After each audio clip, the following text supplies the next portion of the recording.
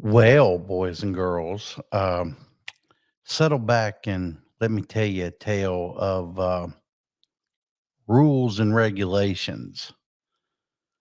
As we as retailers know, you have to be a certain age to purchase tobacco products. And I'm pretty fond of saying, about bad actors. And I'm also really big at saying if the retailer makes the mistake, he or she should be held accountable, correct? Can we agree that I say this? Also, can we also agree that it tends to be some loopholes is how people get out of these situations. And this tales of repeated violations, and just when you thought they were had, they switched ownership.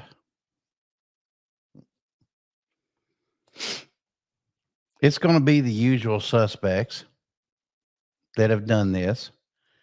And of course, they're going to claim that, they didn't know, blah, blah, blah. So let's talk about it. And let me show you the article and you tell me what you think. Okay.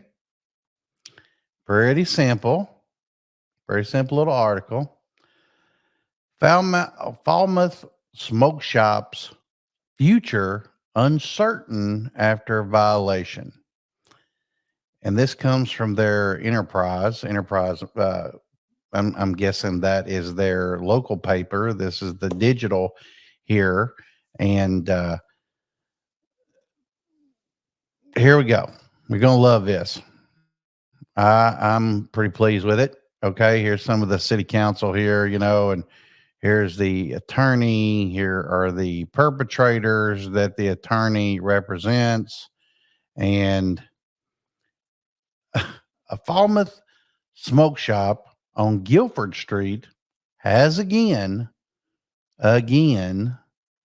been caught selling tobacco products to a minor.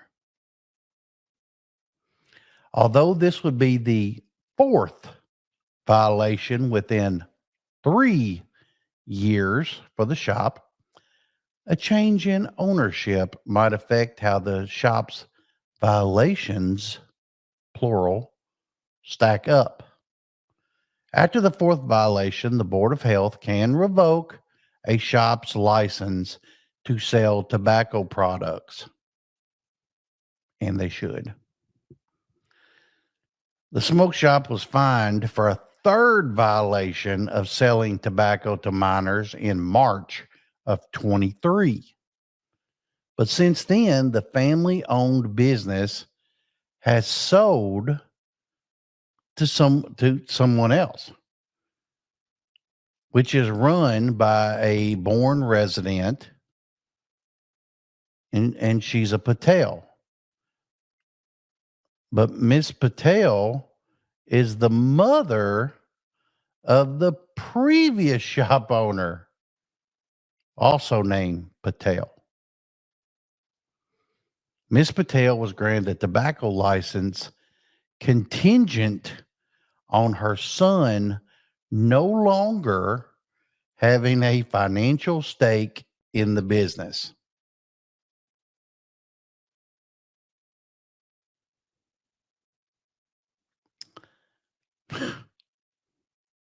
Do you believe that? I mean, for real. I mean, is mom now the lightning rod in the front?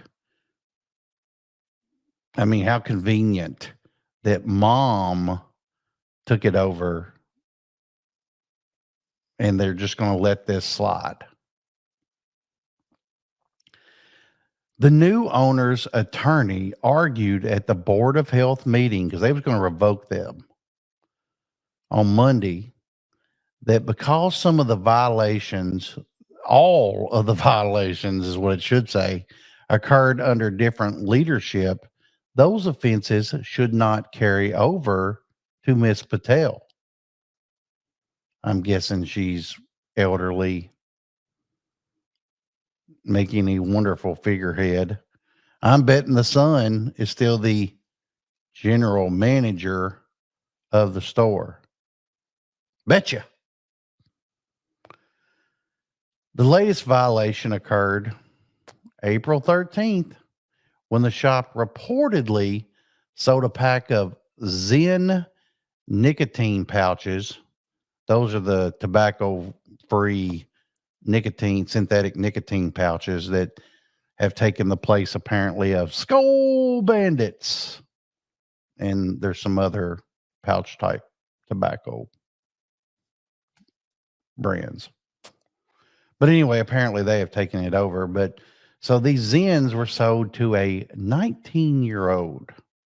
Apparently, you must be 21 in that state to purchase nicotine products like most of the country. I'm asking that they, as a small business, get a chance to get their feet under them and move forward with a zero tolerance policy. Larry McGrath, the attorney representing this smoke shop, told the board on Monday. Health agent Scott McGann recommended the board continue the agenda item to another meeting to allow time to search for case law of similar instance. That's so that the county government didn't get sued, and they could either here's how it's happened before, here's how it was adjudicated then, this is how we're going to do it now, and we've got case law to support it. Or maybe that's the opportunity for Miss Patel to be able to grease the situation so that maybe it goes in the family way. Now, I'm not saying that happened. I'm just saying follow the money. I'm kind of disgusted the way it goes because this location has been caught 4 times now. It may not be the same people, but it's the same family that now owns it. It seems like there's a loophole in the regulation that we have to adhere to. So I think they're telling you the way it's going to go here. A board member was saying, not selling to minors is the most important thing that a tobacco license owner needs to do. The health chairman, Kevin McCroger, said. Board member Jed Goldstone, that's awesome, recommended that the business owner hire an outside vendor to do compliance checks and provide more training when it comes to checking ID. Now, we know Philip Morris does that. We know RJ Reynolds does that. Philip Morris owns the Zen line. So could they come in and do that? Yes. Do they send little things that you stick on the countertop if you weren't born before this date? And this year, you can't buy any nicotine products. They do. They send them to my stores. And I don't even sell cigarettes. Why do they do that? Because it's part of it. Okay, they do that. Another board member, Amy Roth, also noted that these devices that require ID that can be scanned to make purchases and suggested the owner look into acquiring those devices. Some states even require those. So maybe you can imagine that we will be watching closely, Mr. Kroger said. I'm willing to bet how this whole meeting went by this. And hopefully they get their stuff together and get their head on straight. Wow. And you wonder how they get the disposable vapes. You wonder, don't you? You wonder.